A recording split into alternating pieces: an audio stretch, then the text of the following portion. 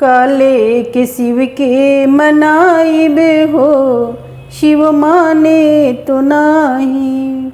काले के शिव के मनाइबे हो, शिव माने तो नाही।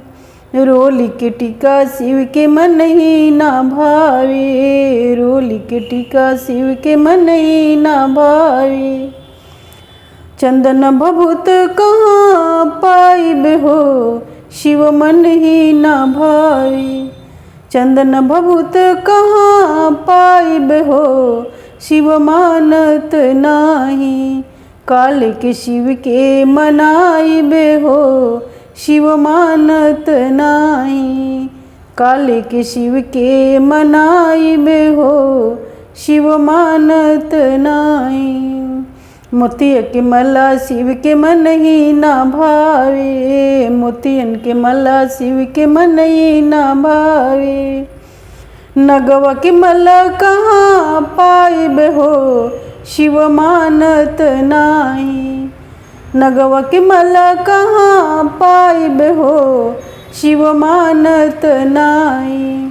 काले के शिव के मनाइबे हो, शिव मानत नाही। काले के शिव के मनाइबे हो, शिव मानत नाही। पूड़ी कचौड़ी शिव के मन ही ना भावे, पूड़ी कचौड़ी शिव के मन ही ना भावे।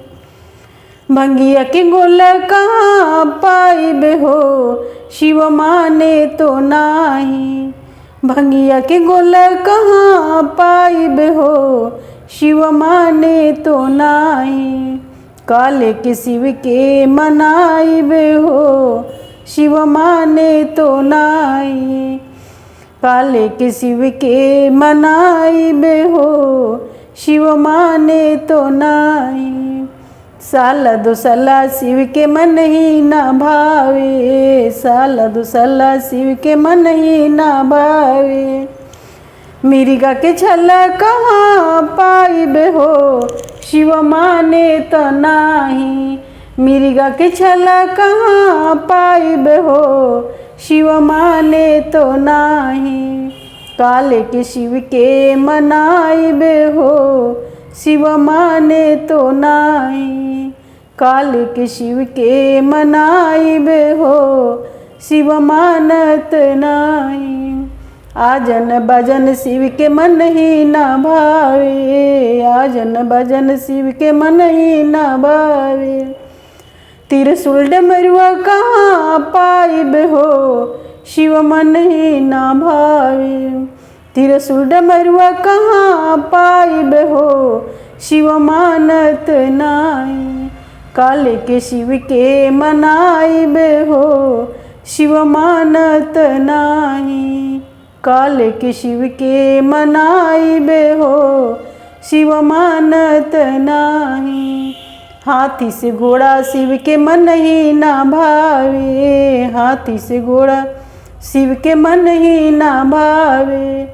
बसहा बैल कहाँ पाइबे हो, शिव माने तो नाही। बसहा बैल कहाँ पाइबे हो, शिव माने तो नाही। काले के शिव के मनाइबे हो, शिव माने तो नाही। काले के शिव के मनाइबे हो, शिव माने तो नाही। कोठा अटारी शिव के मन ही ना भावे, कोठा अटारी शिव के मन ही ना भावे।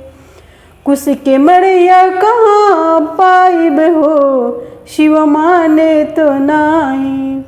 फुस के मड़िया कहाँ पाइबे हो, शिव माने तो नाही। काले के शिव के मनाइबे हो, शिव माने तो नाही। काले के शिव के मनाइबे हो, शिव माने तो नाही।